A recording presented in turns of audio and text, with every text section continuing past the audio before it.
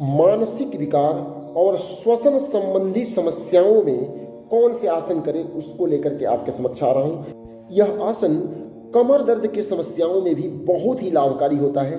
अंत में हम इस विषय पर चर्चा करेंगे कि कमर दर्द क्यों आजकल इतना बढ़ रहे हैं, इसका कारण क्या है। नमस्कार, योग साधना में आप सबका स्वागत है। आज हम एक बहुत ही अच्छा आसन आपके सामने लेकर आ रहा हूं। वो आसन मुख्य रूप से बुजुर्ग व्यक्ति या जिसको श्वसन संबंधी समस्या है या मेरुदंड से संबंधित समस्या है या मानसिक विकार रहता है, उनके लिए बड़ी ही लाभकारी आसन है। इस आसन को शिथिलीकरण के लिए भी उपयोग किया जाता है। शिथिलीकरण का मतलब कि जब आप थके हुए हैं तब भी इस आसन को कर सकते हैं। इस आसन का नाम है अध्वासन। कहीं आप जानते होंगे, जब कोरोना काल था, कोविड पीरियड में, जिसमें लंग्स की समस्याएं बहुत बढ़ गए थे, तब इस आसन को बहुत ही प्रमुखता से डॉक्टर सजेस्ट करते थे करने के लिए। तो आज हम अध्वासन को बड़ी ही सूक्ष्मता से अध्ययन करेंगे। अध्वासन के लिए सबसे पहले हम पेट के बल लेते हैं। पेट के बल लेते हैं, क्या क्या ध्यान देना है। पेट के बल लेने के बाद हमारे जो अंगूठे रहेंगे आगे की तरफ ऐसे रहेंगे और बिल्कुल ऐसे हो जाएंगे।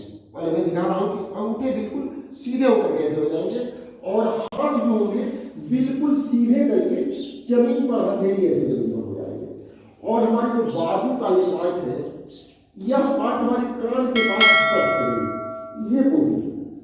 और ललाट और हमारा जो नोस्ट्रिल है, नाक है, ललाट और नस्य का जो भाग है ये जमीन पर स्पर्श करेगा, किस सभी भाग।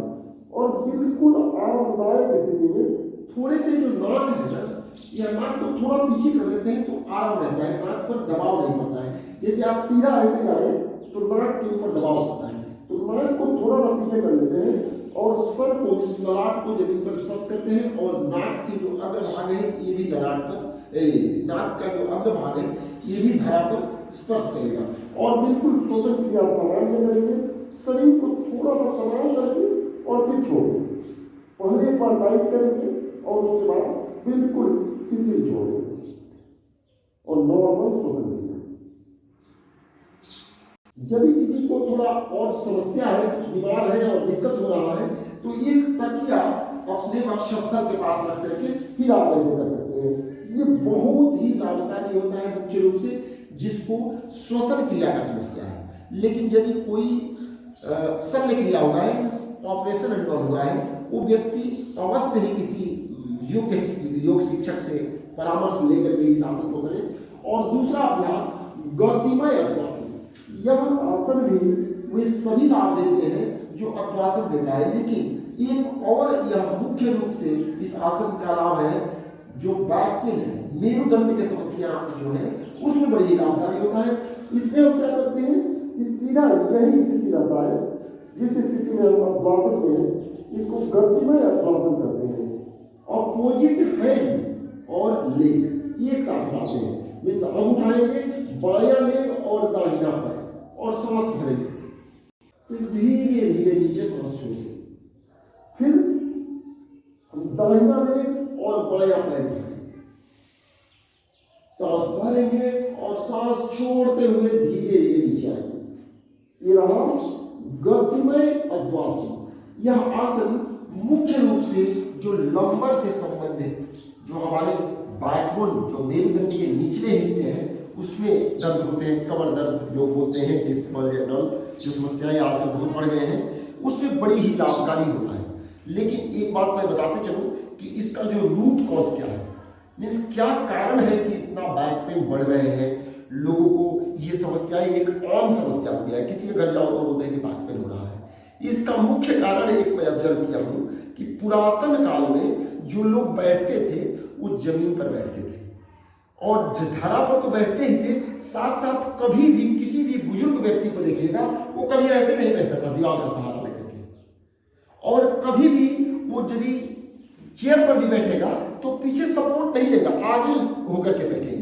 जो बुजुर्ग पहले के व्यक्ति थे, हम अपने दादाजी को देखे थे कि वो तख्ते जो हम लोग चौकी बोलते हैं उस पर ही बैठते थे और कभी भी दीवार का सहारा नहीं लेंगे। अभी भी हमारी बुजुर्ग माता जी हैं वो कभी दीवार का सहारा लेकर आज तक देखा ही नहीं कभी बैठते हुए। लेकिन हम लोगों की स्थिति क्या है, सोफा पर बैठेंगे तब भी पीछे से सहारा चाहिए, कहीं बेड पर भी बैठे तो पीछे से सहारा चाहिए, कहीं चेयर पर भी बैठे तो पीछे से सहारा चाहिए। तो हमारी जो मांसपेशियां हैं जिसको कार्य करना चाहिए, जिसमें संचार होना चाहिए, वो संचार रुक जाता है। जब उस मांसपेशियों में, सपोर्टिव मांसपेशियों में, मसल्स में संचार रुक जाता है तो हमारे बैकबोन के जो डिस्क है उस पर दबाव आने लगता है, क्योंकि हमारी मांसपेशियां कमजोर हो जाते हैं। तो हम लोग अपने में बेसिक परिवर्तन लाएं, आधार को बनाएं, और आधार को बनाने के लिए और कुछ ना करें, हम अपने बुजुर्गों को देखें कि वो कैसे अपना जीवन यापन करते थे, उसको अपने अंदर समाहित करें। पूरा ये नहीं कह रहा हूं कि आधुनिकता से हम ना मिले, आधुनिकता के होते हुए भी हम उस परंपराओं को अपनाएं, अपने संस्कृति को अपनाएं, अवश्य ही हर समस्या का निदान वहीं पर है। धन्यवाद। आपको ये वीडियो कैसा लगा अवश्य बताइए, और यदि वीडियो अच्छा लग रहा है तो अवश्य ही चैनल को सब्सक्राइब कीजिए, लाइक कीजिए और लोगों तक सकारात्मक संचार पहुंचाइए।